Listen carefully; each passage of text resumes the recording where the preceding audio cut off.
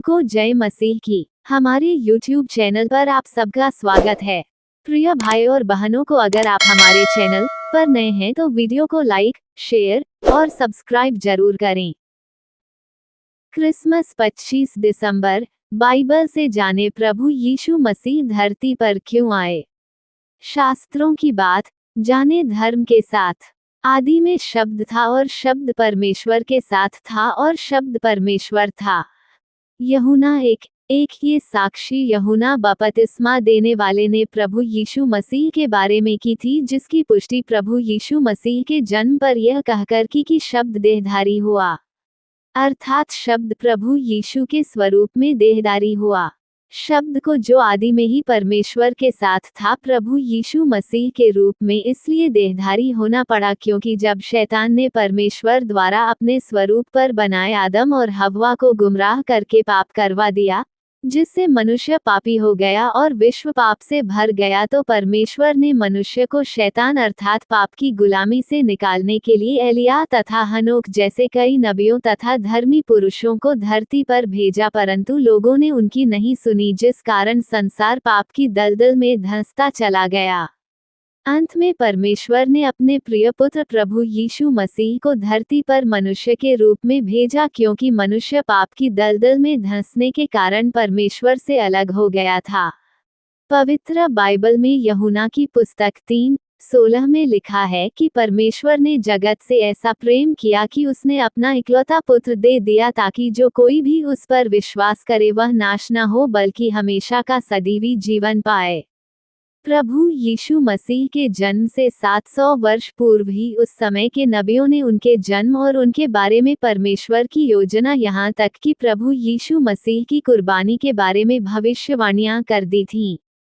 पवित्र बाइबल के पुराने नियम में प्रभु यीशु मसीह के जन्म के बारे में इस तरह भविष्यवाणी की गई है कि प्रभु अर्थात परमेश्वर तुम्हें एक निशान देगा।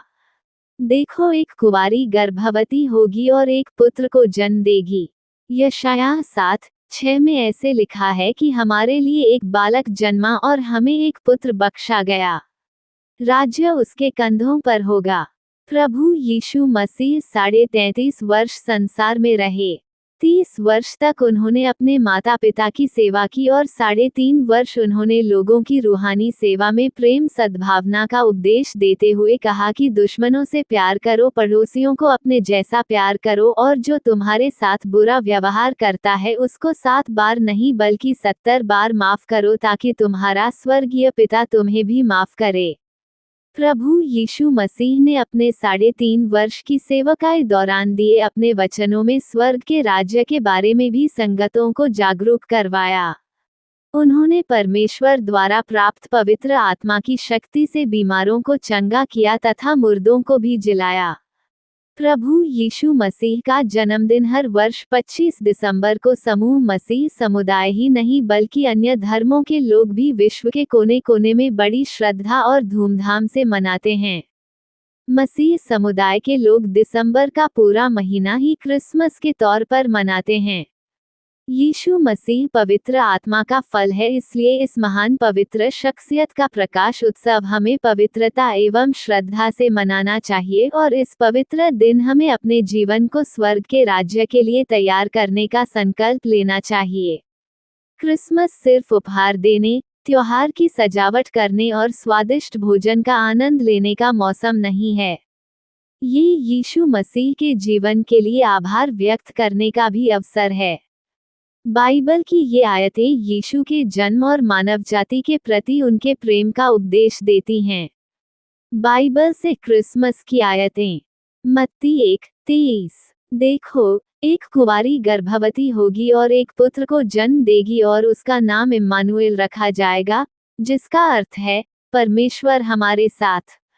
मत्ती 2:1-2। एक हेरोदेस राजा के दिनों में जब यहूदिया के बैतलहम में यीशु का जन्म हुआ, तो देखो, पूर्व से कई ज्योतिषी यरूशलेम में आए।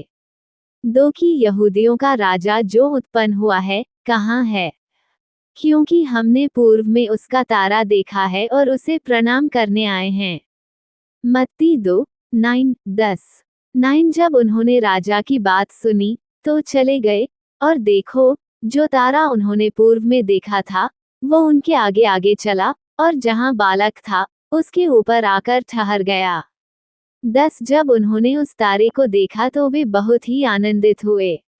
मत्ती 2:11। और जब वे घर में पहुंचे तो उस बालक को उसकी माता मरियम के साथ देखा और मुंह के बल गिरकर उसे प्रणाम किया और अपना थैला खोलकर उसे सोना और लोबान और गंधरस की भेंट चढ़ाई। लूका 2:1-5। एक उन दिनों में औगुस्तुस कैसर की ओर से आज्ञा निकली कि सारे जगत के लोगों से कर लिया जाए। 2 और यह कर पहली बार तब लगाया गया जब सीरिया का गवर्नर कुरेनियुस था। 3 तब सब लोग कर चुकाने के लिए अपने अपने नगर को चले गए। 4 और यूसुफ भी इसलिए कि वह दाऊद के घराने और वंश का था, गलील के नासरत नगर से यहूदिया में दाऊद के नगर बैतलहम को गया। 5 की अपनी मंगेतर मरियम के साथ जो गर्भवती थी कर लिया जाए। लूका 2:6-7।